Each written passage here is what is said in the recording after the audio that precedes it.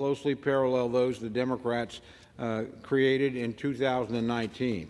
In fact, House Resolution 660 from the 116th Congress was our guide. After all, those procedures are now a precedent of the House. Mr. Speaker, impeachment, especially impeachment of a president, is a starkly serious matter. It is something that no member of the House should want to do. But the House has rights and obligations under the Constitution. We are charged with providing the oversight of the executive branch, and we are the sole institution in the country granted the awesome power of impeachment. It is a power that must be used selectively and wisely, and only after full deliberations. With today's resolution, we're ensuring that the House will be able to complete its inquiry. We will secure the evidence we need and uncover the facts we need to make the full and fair determination. And only at the end of the road can we make a decision on how to proceed. I take no joy in today's resolution, but I know the House will do its duty. We owe our committees, the institution, and the Constitution no less. I urge all members to support the resolution, and I reserve the balance of my time. Gentleman from Oklahoma reserves. Gentleman from Massachusetts is recognized. Thank you, Mr. Speaker, and I thank the gentleman from Oklahoma for yielding me the customary 30 minutes, and I yield myself such time as I may consume. Gentleman is recognized. Mr. Speaker, we are here for one reason and one reason alone. Donald Trump demanded that Republicans impeach, so they are going to impeach. These guys, these Republicans, they don't work for you, the American people. They work for Donald Trump. He says jump, they respond how high. This whole thing is an extreme political stunt. It has no credibility, no legitimacy, and no integrity. It is a sideshow, a distraction from the fact that Republicans have done nothing. They have the wrong priorities. The American people think they are failing miserably, and Republicans need a diversion. So they are weaponizing and abusing impeachment, one of the most somber and serious things that Congress can do to attack President Joe Biden. I get it. They're upset Donald Trump lost. Some of them still don't believe he lost. Many of them are upset that his violent insurrection did not succeed on January 6th. And today they want to finish the job. This is a continuation of their crusade to overturn the election. They have spent a year dredging up every conspiracy you can imagine against Joe Biden. And still, their own investigation, their own members, their own witnesses, their own internal documents all say President Joe Biden is a man of integrity who follows the law. Every single one of their crazy claims has been exhaustively debunked. Yet here we are. The only thing they've uncovered is that Joe Biden is a good dad, that he loves his family. His son Hunter lost his mom and sister in a terrible car accident, lost his brother to cancer. He experienced a lot of trauma, and sadly, he got caught up with drugs.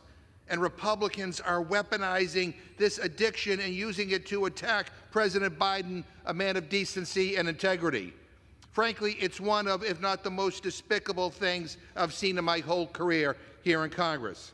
You know, Republicans talk about an open and transparent process. Give me a break. Yesterday, Rules Committee Republicans blocked Democrats from adding the words open and transparent to this resolution. They voted against requiring a single open hearing. They didn't even put our amendment in the official committee report. I've never seen anything like that. They're so afraid of openness and transparency that they are literally trying to hide our amendments from the public record. They don't want an open and transparent process. They're allergic to transparency. They want no transparency so they can go on Fox News, distort the facts, and keep this whole ridiculous charade going. Their whole investigation is built on lies.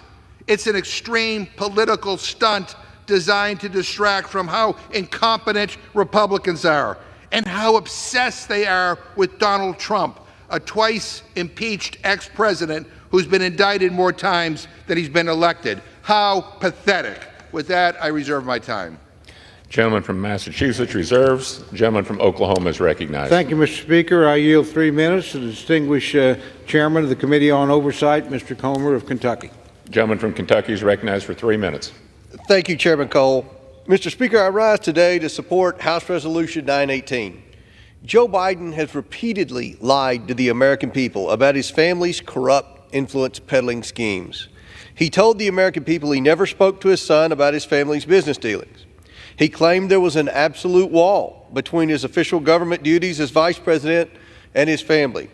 He said his family never made money from China. All of these are blatant lies.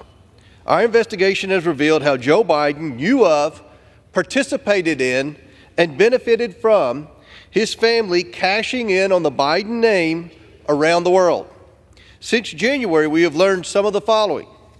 The Bidens created 20 shell companies, most of which were created while Joe Biden was vice president.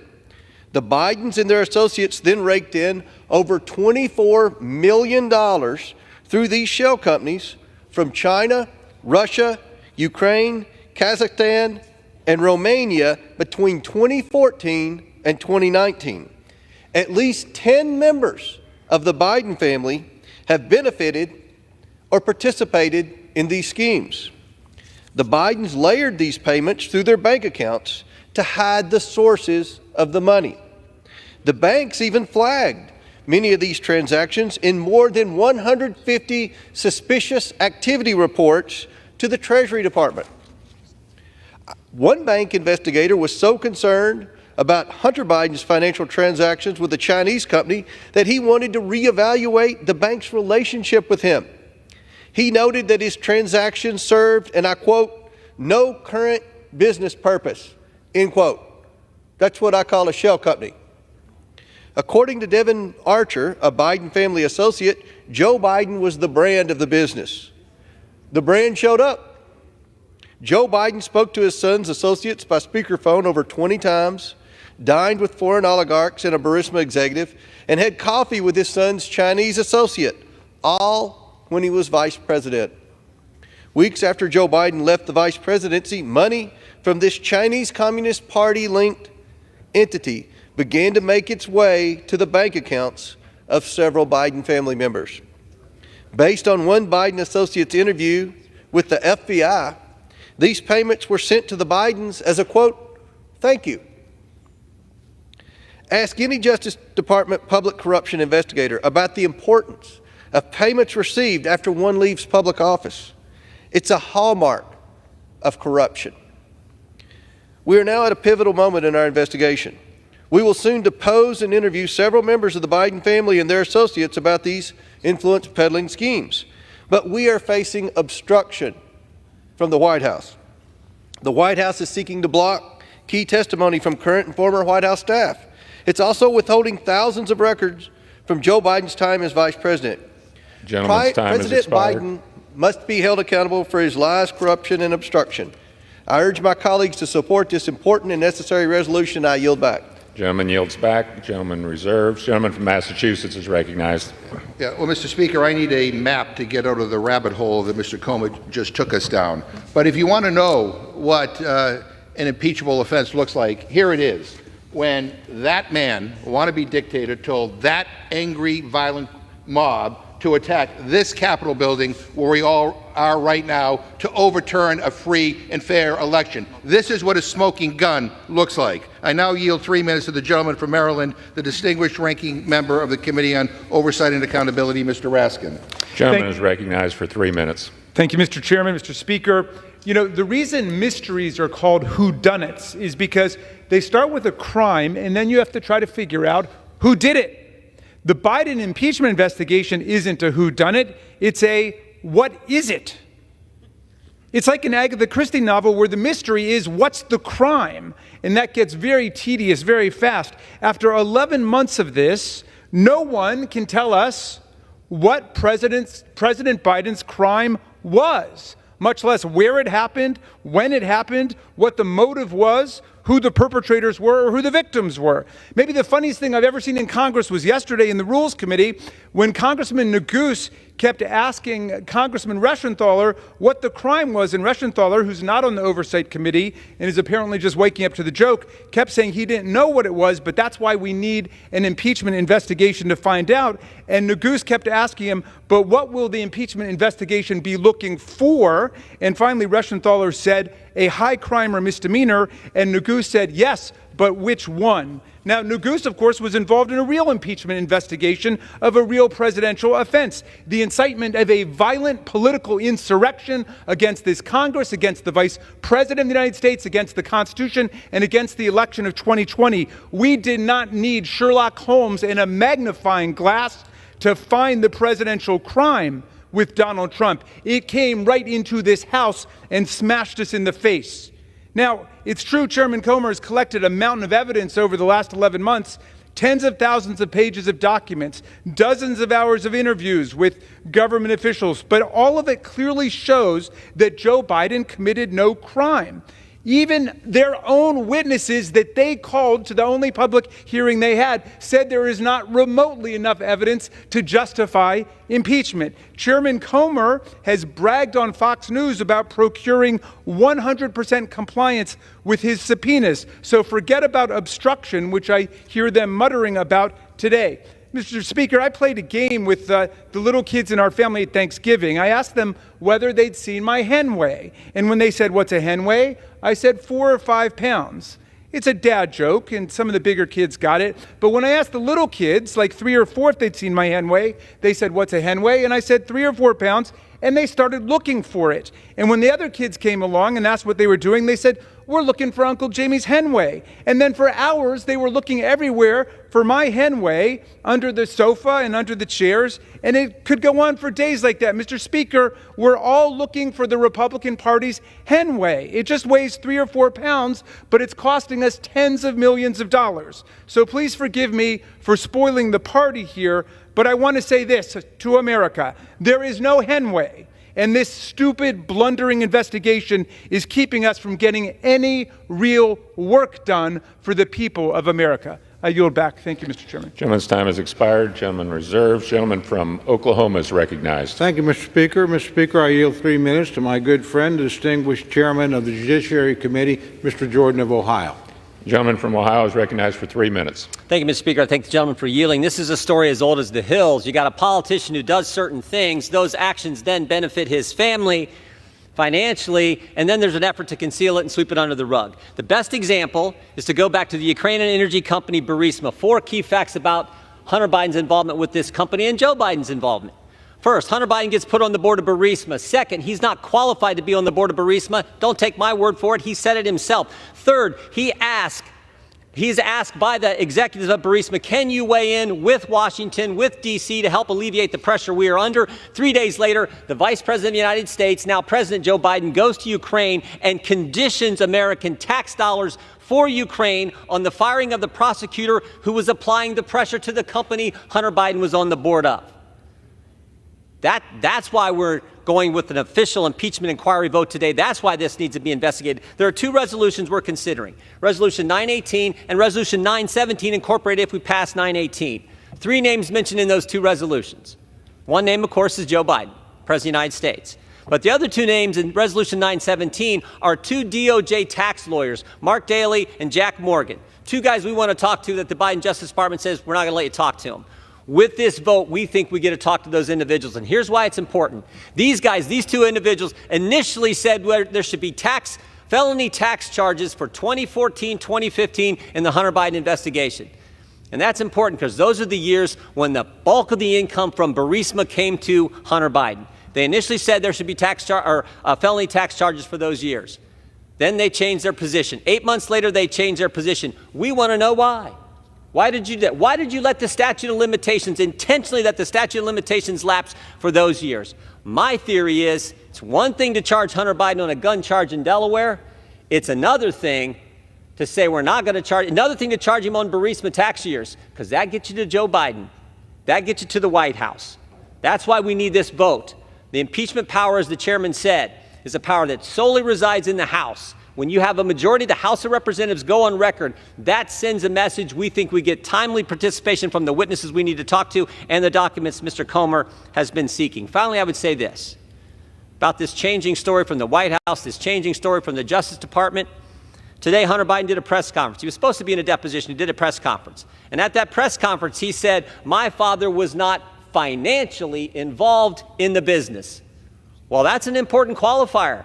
We haven't heard that. For 3 years, we haven't heard that. All we've heard is Joe Biden had no involvement. Now his son does a press conference when he's supposed to be being deposed and says he wasn't financially involved. Well, what involvement was it? We are going to leave this here to keep our over 40-year commitment to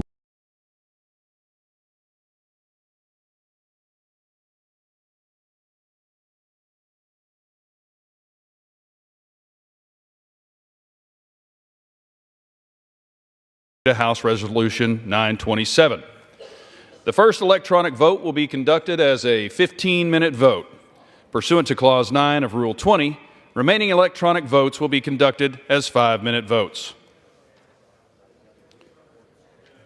Pursuant to Clause 8 of Rule 20, the unfinished business is the vote on passage of H.R. 1147, on which the yeas and nays are ordered.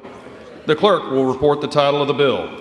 Union Calendar Number 103, H.R. 1147.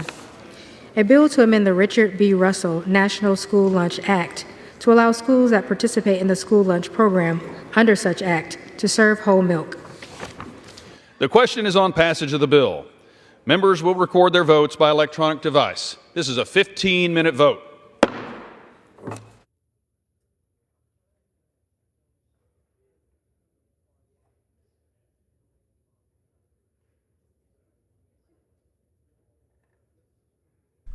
And this is the first round of votes here on the House floor. Members deciding on a bill allowing schools in the National School Lunch Program to serve unflavored and flavored whole and 2% milk. Currently, schools are limited to no fat and 1% milk. After this votes on whether to continue the impeachment inquiry against President Biden, the resolution directs the Judiciary, Oversight, and Ways and Means Committees to continue their investigations into President Biden. Underway will show part of today's debate.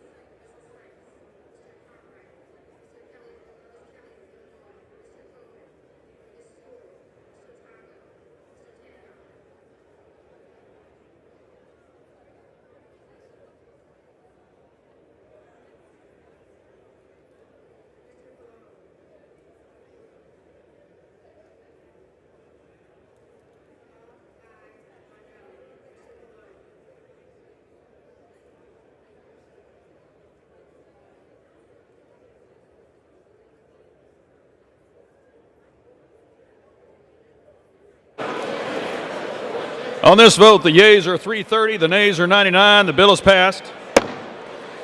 Without objection, the motion to reconsider is laid on the table. Pursuant to Clause 8 of Rule 20, the unfinished business is the question on ordering the previous question on House Resolution 918, on which the yeas and nays were ordered. The clerk will report the title of the resolution.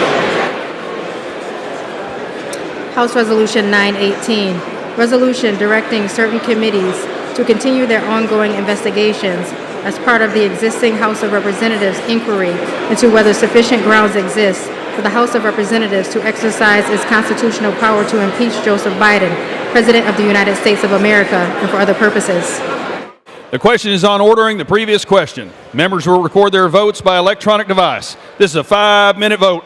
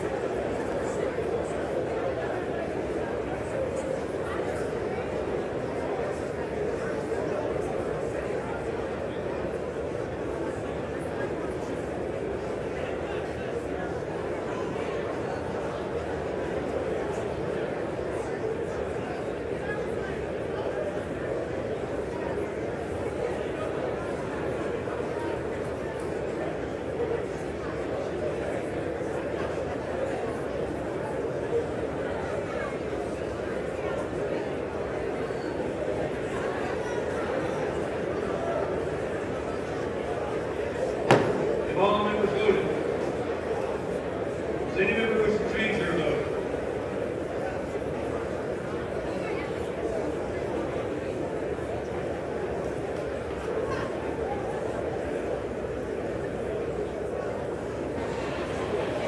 On this vote, the yeas are 220 and the nays are 212. The previous question is ordered. Question is on the adoption of the resolution. Those in favor say aye. Those opposed say no. In the opinion of the chair, the ayes have it. Mr. Speaker, For what purpose does the gentleman from Massachusetts seek recognition? I ask for a recorded vote. Recorded vote is requested. Those favoring a recorded vote will rise. A sufficient number having risen, a recorded vote is ordered. Members will record their votes by electronic device. This will be a 5-minute vote.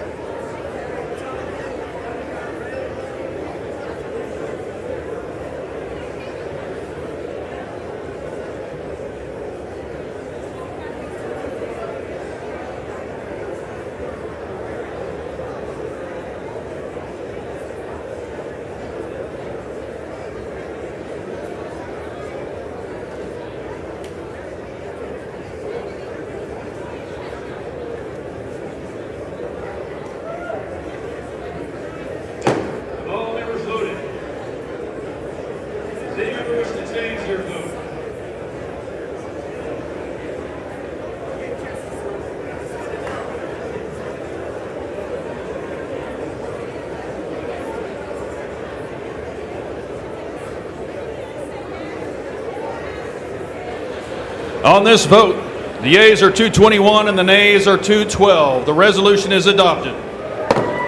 Without objection, the motion to reconsider is laid on the table. Pursuant to Clause 8 of Rule 20, the unfinished business is the vote on the motion of the gentlewoman from North Carolina, Ms. Fox, to suspend the rules and agree to House Resolution 927, on which the yeas and nays are ordered. The clerk will report the title.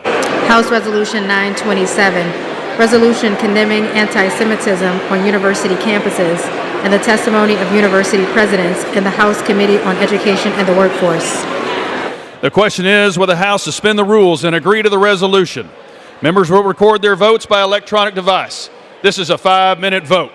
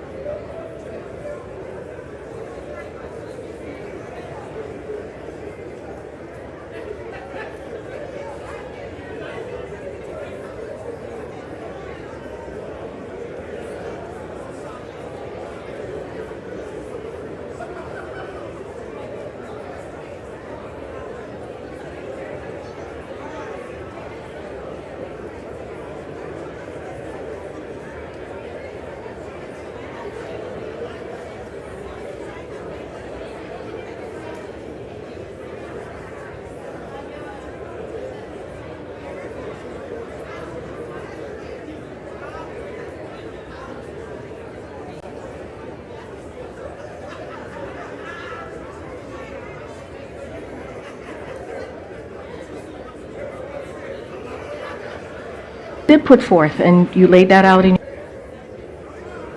your question, a comprehensive immigration reform plan. He did that on day one, and it is going on 3 years, on 3 years.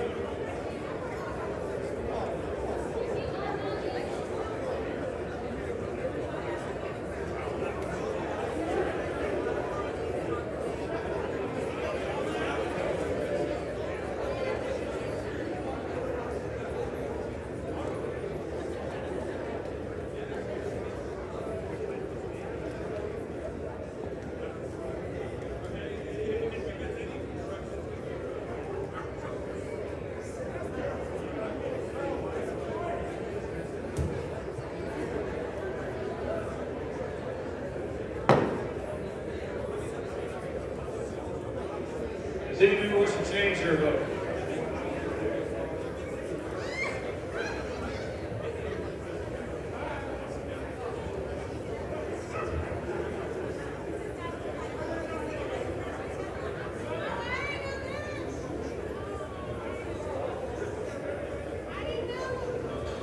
On this vote, the yeas are 303, the nays are 126, 3 recorded as present. 2/3 being in the affirmative, the rules are suspended. The resolution is agreed to, and without objection, the motion to reconsider is laid on the table. Pursuant to Section 6 of House Resolution 918, House Resolution 917 is considered as adopted.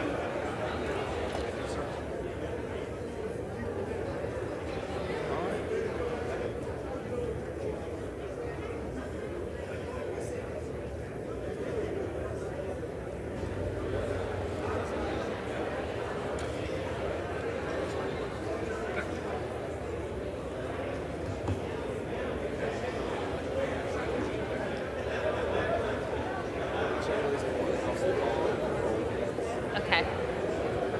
Now? Enrolled bills? The chair lays before the House the following enrolled bills. H.R. 1734, an act to require the Coordinated National Institute of Standards and Technology, science and research activities regarding illicit drugs containing xylazine, novel synthetic opioids, and other substances of concern and for other purposes.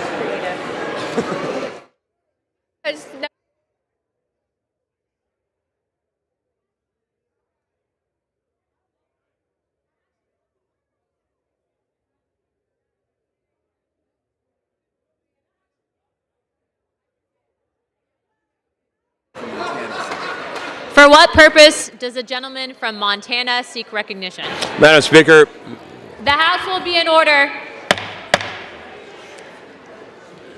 Madam Speaker, I hereby remove my name as co-sponsor of H.R. 3721. Request is granted. For what purpose does the gentleman from Montana seek recognition? Madam Speaker, I ask unanimous consent that when the House adjourns today, it adjourn to meet at 9 a.m. tomorrow Eastern Standard Time for those people listening in Montana. Without objection.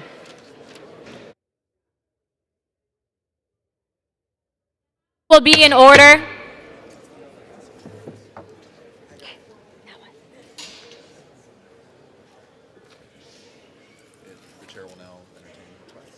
The chair will now entertain requests for 1-minute speeches. For what purpose does the gentleman from Georgia seek recognition? Unanimous consent to address the House for 1 minute to revise and extend my remarks. Without objection.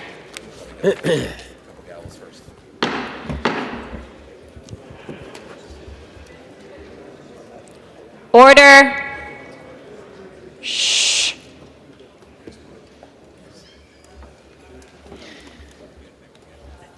Madam Speaker, I rise today to celebrate the hard workers of a Georgia establishment that was named among the best new restaurants of 2023. Food magazine, Bon Appetit, released its picks for the best new restaurants of 2023, forming the list from various places around the country that they state represent the very best of dining. Brochu's family tradition in Savannah is a part of this list.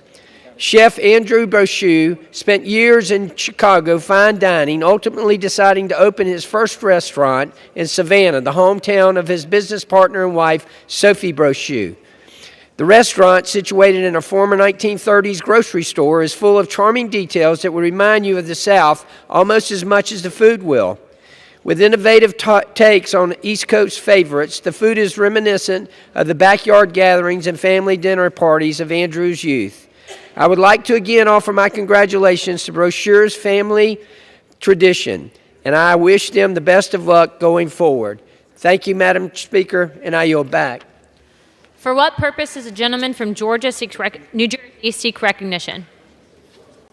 Ask unanimous consent to address the House for 1 minute, revise and extend my remarks. Without objection.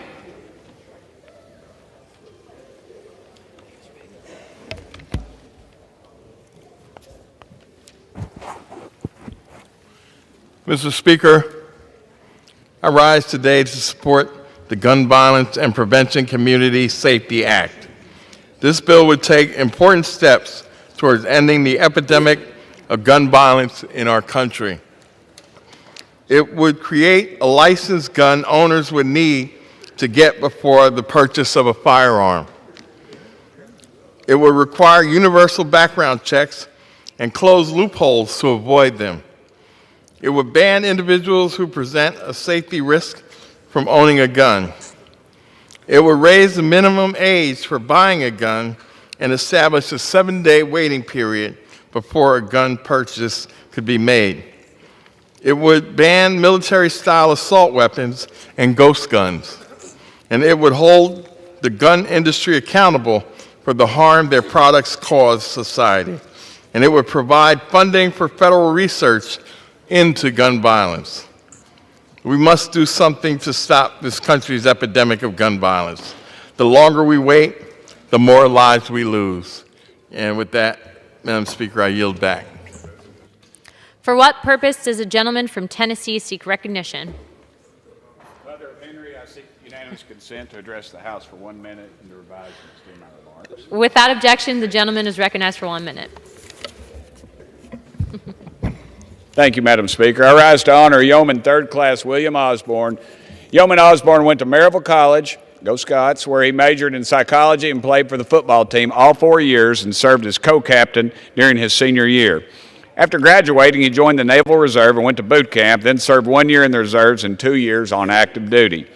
In September 1970, he got a job as a probation and parole officer trainee in Virginia, then worked at Virginia State Penitentiary, and after that he drilled on a World War II destroyer. Around this time, the Navy was under pressure to do something about troops returning from Vietnam with substance abuse issues. Since Yeoman Osborne had a degree in psychology and experience working with people with drug addictions, he was selected as part of a team who received training as a substance abuse counselor. He went on to get his master's degree in education and his PhD in public policy and administration. He had a great career as a criminal justice educator. He is currently enjoying retirement with his wife Maureen and living in Knoxville close to his son Patrick and his wife Jessica and their 2 children. He also has another son Ryan who lives in North Carolina. It is my honor to recognize Yeoman William Osborne as the Tennessee 2nd District's December 2023 Veteran of the Month. Thank you, Madam Speaker, and I yield back the remainder of my time. For what purpose does a gentleman from California seek recognition? Madam Speaker, seek unanimous consent to address the House for 1 minute, revise and extend my remarks as necessary. Without objection. Thank you. Madam Speaker, I rise today to recognize and congratulate the new California Division 4AA football champions, the Soquel High Knights. This is the first team from Santa Cruz County to win a state football title. Head coach Dwight Laurie, a former defensive back for the San Diego Chargers, took the team over 6 years ago, and ever since he's been working with these young men day in and day out to get them better and better to dominate the Pacific Coast Athletic League.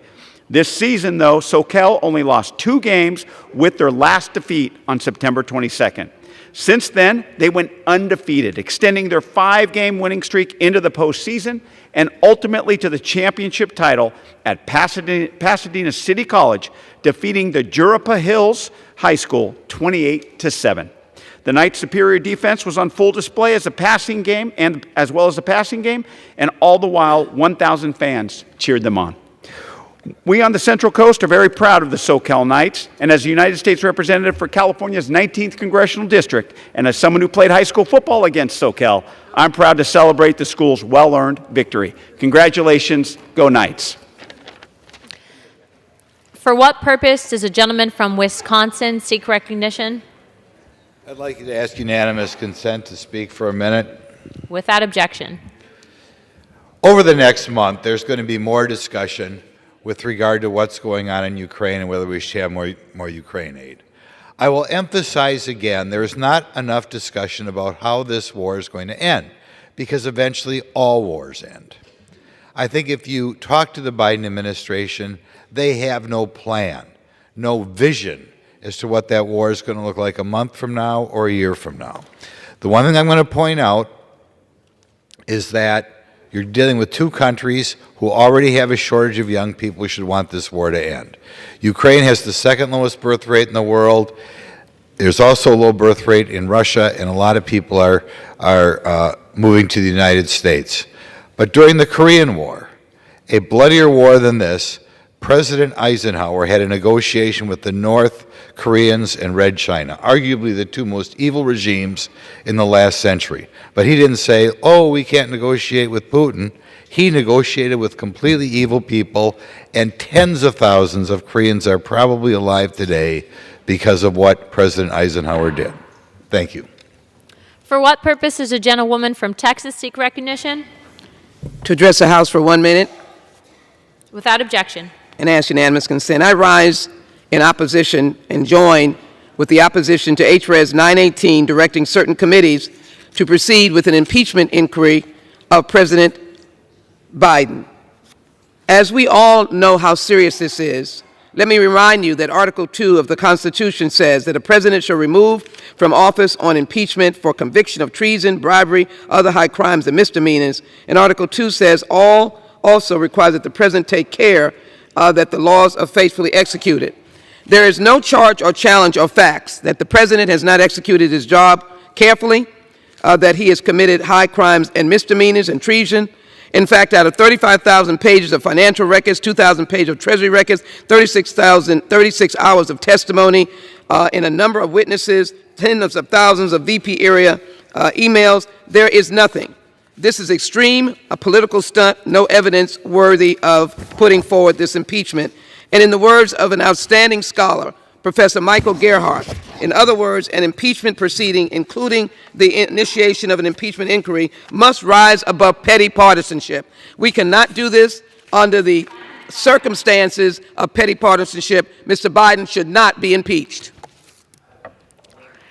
For what purpose does the gentleman from Kentucky seek recognition? I seek unanimous consent to address the House for 1 minute and to revise and extend my remarks. Without objection. Madam Speaker, I rise today to honor the memory of Mr. Lloyd Kenneth Rogers of Alexandria, Kentucky, who passed away on December 8, 2022, at 90 years of age. Lloyd Rogers rose from adversity to live a life of notable achievement and civil service. Lloyd was raised in an orphanage in Kentucky, the same orphanage where he met his wife, Blanche, whom he was married to for 75 years. Lloyd served in 9 years in the U.S. Navy during the Korean War. Then he came back to Kentucky and he ran and won a seat as Judge Executive of Campbell County, where he served in a civilian capacity. And then, later, he worked as my Director of Veterans Affairs in my congressional office, where he was committed to helping others, former service members. Lloyd also aided in crafting legislation that most of my House colleagues are familiar with. That's right. Lloyd Rogers wrote the first draft of the regulations from the Executive in Need of Scrutiny Act, otherwise known as the REINS Act. I saw the first draft of this bill in his basement on his personal computer.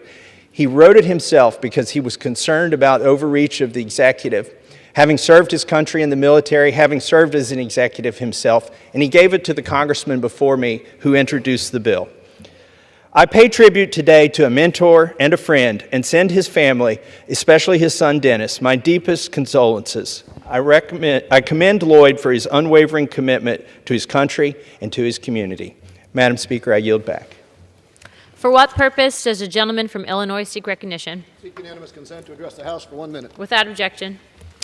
Madam Speaker, I am incredibly proud today to introduce the Clean Electricity and Transmission Acceleration Act with my friend Congressman Mike Levin to remove the financial and regulatory barriers that are delaying the clean and cheap energy transition. See, for too long, U.S. energy policy has been focused on putting the interests of energy producers and exporters first, which is good for a small minority of Americans, but is actually opposed to the interest of the majority of us who are energy consumers. Because here's the thing. Every new wind turbine, every solar panel, every geothermal plant, every hydro plant is a threat to oil, gas, and coal producers who cannot compete against free. And every EV charger, every heat pump, every LED light is a threat to people who make money off inefficiency. But for consumers to realize those benefits and for entrepreneurs to access those markets, we need wires to connect new generation to new loads. And so over the last year, Congressman Levin and I have worked with our colleagues across the Democratic caucus to develop a consumer-focused energy policy that makes that possible, to accelerate the deployment of clean energy, to accelerate Americans' access to cheap energy, and to refocus U.S. energy policy on the interests of energy consumers where it belongs. Thank you, and I yield back. For what purpose does a gentlewoman from Ohio seek recognition? Yes, Madam Speaker, I rise to speak for 1 minute and to revise and extend my remarks. Without objection. Madam Speaker, I rise today to recognize Antonio Baez, a member of our district congressional staff who has answered yet another call to serve. Antonio came to our office through the Wounded Warrior program, later moving to our official staff. A family man and proud Marine Corps veteran who later served in Afghanistan as a member of the Army Reserve, Antonio adeptly attended to his duties with skill, knowledge, and compassion. He was president of his police academy class at Lorraine Community College and served as a sworn officer and deputy sheriff, nobly serving his community. Antonio exhibited exemplary public service to the people of Ohio's 9th District, and I deeply appreciate his service and drew the hundreds and hundreds of constituents for whom he was a dutiful listening ear and guiding heart. This past weekend, Antonio raised his hand again, taking the oath of office as a newly elected member of the Lorraine City Council. He is a son of Lorraine and has never forgotten his roots. Bravo! His call to serve runs deep, and I know he'll serve his beloved community well. Godspeed, and thank you for your service to the American people, Antonio. Onward. What Lorraine makes and grows Lorraine. I yield back. For what purpose does a gentleman from California seek recognition? Madam Speaker, I ask unanimous consent to address the House for 1 minute. Without objection. Madam Speaker, all I want for Christmas is to clean up the corruption in Congress. That is why tomorrow morning I will be introducing my political reform and anti-corruption resolution supported by Unusual Whales, Capital Trades, and Quiver Quantitative. Crew has also done important work on these issues. It calls for 5 things. First, a ban on all PAC and lobbyist money. Second, a ban on members of Congress trading stock. Third, a ban on members ever becoming lobbyists. Fourth, term limits for members of Congress and Supreme Court justices. And fifth, a binding code of ethics for the Supreme Court. The American people on both sides are frustrated by the corruption in Washington. We need real change. I hope members on both sides will support this resolution that we introduce tomorrow. For what purpose does a gentleman from California seek recognition? Madam Speaker, I ask for unanimous consent to address the House for 1 minute and to revise and extend my remarks. Without objection. Thank you, Madam Speaker. Today, I rise with a heavy heart to honor the memory of Air Force Major Luke Unrath. Just days ago, Major Unrath lost his life when the CV-22B Osprey he piloted crashed during a training exercise off the coast of Japan. He was just 34 years old. Major Unrath's journey of service began in Riverside in my district, where he graduated from Martin Luther King High School. His commitment to a life of purpose and selflessness was evident early. Described by his comrades as a natural leader, Major Unrath's cool demeanor, high standards, and quick wit left a mark on all who had the privilege of serving alongside him. Today, we remember him and honor a beloved husband, brother, and son. Major Unrath's legacy is one of sacrifice, dedication, and exemplary service to our great nation.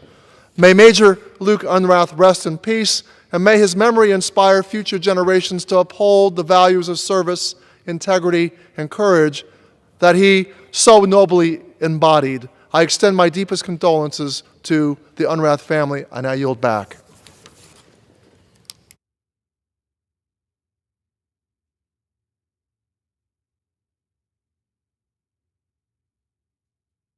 The chair leaves before the House the following message.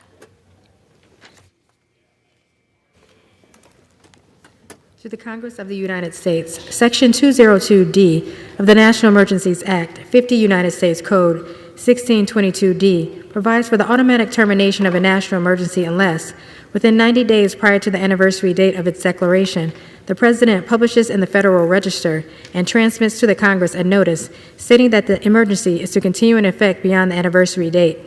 In accordance with this provision, I have sent to the Federal Register for publication the enclosed notice stating that the national emergency with respect to global illicit drug trafficking, declared in Executive Order 14059 of December 15, 2021, is to continue in effect beyond December 15, 2023. The trafficking into the United States of illicit drugs, including fentanyl and other synthetic opioids, is causing the deaths of tens of thousands of Americans annually, as well as countless more non-fatal overdoses, with their own tragic human toll. Drug cartels, transnational criminal organizations, and their facilitators are the primary sources of illicit drugs and precursor chemicals that fuel the current opioid epidemic, as well as drug-related violence that harms our communities. International drug trafficking, including the illicit production, global sale, and widespread distribution of illegal drugs, the rise of extremely potent drugs such as fentanyl and other synthetic opioids, as well as the growing role of internet-based drug sales, continues to pose an unusual and extraordinary threat to the national security, foreign policy, and economy of the United States. Therefore, I have determined that it is necessary to continue the national emergency declared in Executive Order 14059 with respect to global illicit drug trafficking. Signed, Joseph R. Biden, Jr., The White House, December 13, 2023. Referred to the Committee on Foreign Affairs and ordered printed. Under the Speaker's announced policy of January 9, 2023, the gentleman from Utah, Mr. Moore, is recognized for 60 minutes as a designee of the Majority Leader. Please. Yeah. Thank you, Madam Chair. I ask unanimous consent that all members may have 5 legislative days in which to revise and extend their remarks and include extraneous material on the topic of this special order. Without objection. Thank you. I am grateful to host this last special order of 2023 and to allow my colleagues to speak on House Republicans' legislative efforts this week and achievements on behalf of Americans this whole entire year as we've taken over the majority at the start of 2023 and share a little bit about what we've accomplished.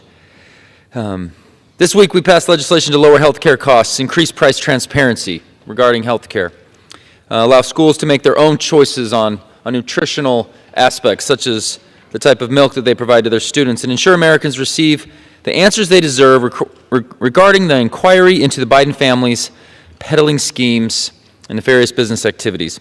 Tomorrow we will vote on the National Defense Authorization Act for fiscal year 2024, a comprehensive and robust bill that will provide for the needs of our service members and enhance our national security efforts while keeping liberal ideology out of our military. I am pleased to have some of my colleagues here to speak on these bills and the ways that they've delivered for their constituents throughout the year. No more has done that than the representative that will address us next, on particularly her strong focus with respect to defense. I have an Air Force base that's part of who I am, part of where I grew up, so close to the community that I get to represent. She's in a very similar situation and has an intense focus on providing for her district and the needs of making sure that our men and women have what they need to secure our nation and take the fight to our adversaries. So with that, I would like to yield as much time as she may consume. The representative, Commonwealth of Virginia, Ms. Kiggins. Thank you, Madam Speaker. I rise today in support of the fiscal year 2024 National Defense Authorization Act. As a member of the House Armed Services Committee, I've had the honor of working on this important legislation for months, and I'm proud of the final bipartisan bill we produced to strengthen our national security. One of the main reasons I came to Congress was to restore America's military strength and improve the quality of life for our servicemen and women. This bill takes several critical steps to help us achieve that goal. In total, this year's NDAA authorizes $886 billion in national defense discretionary programs, with a focus on improving our readiness and recruitment, supporting our service members and their families, strengthening partnerships with our allies, increasing the lethality of our joint force, equipping our warfighters to successfully complete their mission, and ensuring vigorous oversight of taxpayer dollars at the Pentagon.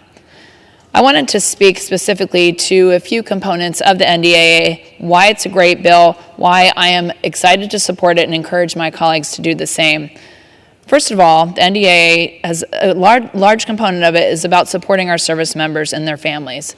It secures the largest pay raise in 20 years for our service members at 5.2%. We continue to see our service members struggling with the economy. They're unable to afford things, not just gas and groceries, but things like buying a new home, buying a new car. We have service members that still qualify for things like SNAP benefits and WIC benefits. We still see food pantries that exist on our bases. So providing that important pay raise, again, the largest in over 20 years, very important component of taking care of our men and women. This NDA also authorizes $356 million over the president's budget request to renovate and build new barracks. We had a GAO report come out recently that really highlighted some of our insufficiencies when it comes to housing, especially unaccompanied housing, the mold issues, the pest issues, just the out-of-date, the infrastructure that's old and dilapidated. We can do better for our servicemen and women. So this bill provides just that. It's a starting point. There's a lot to do, but I'm excited to support it for that reason. Also includes a Parents' Bill of Rights in DoD schools. I represent Virginia's 2nd Congressional District, so kind of the birthplace of the Parents' Rights Matter movement. So we were able to incorporate why it's important to have parents involved in their children's schools into this NDAA piece so that it applies to DoD schools as well. Authorizes DoD also to reduce the out-of-pocket child care expenses for military families and provides $153 million over the president's budget request for the construction of new child care centers. You know, in my district, I have Naval Air Station Oceana. Our CDC on base has over 1,600 people on the waiting list. That's not acceptable, and my base is not alone. If you were to look at other bases, same amount of waiting lists. We can do better than this, and it's an important way to support our service members and their families. This bill also authorizes an additional berthing barge to provide a safe and healthy housing alternative for Navy service members during dry dock availabilities. We just had an article come out about the USS Stennis in Newport News, which is where the shipyard is, will be the first to have off-ship housing, free Wi-Fi, better parking. We have to take care of our servicemen and women who are in these extended port periods, and this bill does just that. This NDA also provides oversight for taxpayer dollars. It cuts $37 billion in inefficient weapons systems, defense programs, and Pentagon bureaucracy. It requires mandatory DoD audits, and it also establishes a special inspector general to oversee and monitor security assistance going to Ukraine. I've been a supporter, and I think we need to continue to support that fight in Ukraine. However, it cannot be a blank check. There has to be some accountability, and this NDA also improves readiness and recruitment. It's something I've been focused on. We have a recruitment, retention, quality of life task force that has been part of our Armed Services Committee. We've been focusing that for several months now. So this NDA is a good place to start. It creates a grant program to expand the capacity of our shipyards. We see that we are behind in our shipbuilding capacity. We know that China is outpacing us. China is rapidly approaching the number 400 ships, while we are hovering just under 300. So important that we invest in that shipbuilding piece and additionally supporting our ship repair industry. This bill also increases the number of junior ROTC programs and instructors at U.S. high schools. That's such an important part of our recruiting for us, for our armed forces. I want people to be in our great Navy and Army and Air Force and to join our great military. It's a great way for people to have jobs and education benefits and health care. And there's no better place to advertise for our military than starting with our young people. So putting that investment in the JROTC programs is so important. And this NDA does that. Also extends military recruitment and retention bonuses and special pay authorizations. We've got to stay competitive with civilian jobs that are out there. I know there's a lot of competition in workplaces, and this NDA will help the military to stay competitive. Also rejects the Biden administration's efforts to reduce the size of our Navy by protecting 4 battle force ships with years of service life remaining. The president had asked to decommission 8 ships, and we reduced that number to 4. We really can't afford to decommission any ships, in my opinion, but we cut it to 4. We have to make sure that we are providing oversight, and that money, that investment that we're putting in ship repair, we need to watch that our ships are getting repaired and they're getting repaired on schedule, because we need every single one of them. This bill also establishes an enlisted training pilot program at community colleges, offering more educational opportunities for our enlisted servicemen and women. Prohibits DoD from contracting with any CCP or Chinese-owned or controlled company operating in the U.S., such an important piece of national security.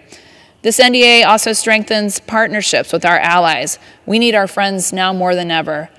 This bill fully funds our Pacific Deterrence Initiative. It provides for the implementation of the AUKUS agreement with Australia, unlocking over $3 billion in Australian investments in the U.S. submarine industrial base.